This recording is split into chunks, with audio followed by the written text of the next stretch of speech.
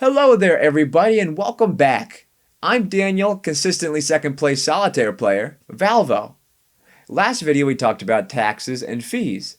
Now today we're getting our money back because we're talking about discounts. Let's go! Ah yes, the almighty discount. The business tool that turns the price of eggnog from standard on December 24th to holy cows, is even responsible to eat dairy at these prices on January 5th. Now, businesses use discounts to incentivize you to buy their products. In any retail store, you're likely to have seen a sign that looks like this.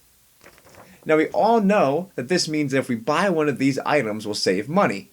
But exactly how much money? Calculating discounts is like calculating tax, except instead of adding the tax onto the original price, we subtract the discount. So for example, a new hat costs $12.50. A sign in the window of the store says, all items 20% off.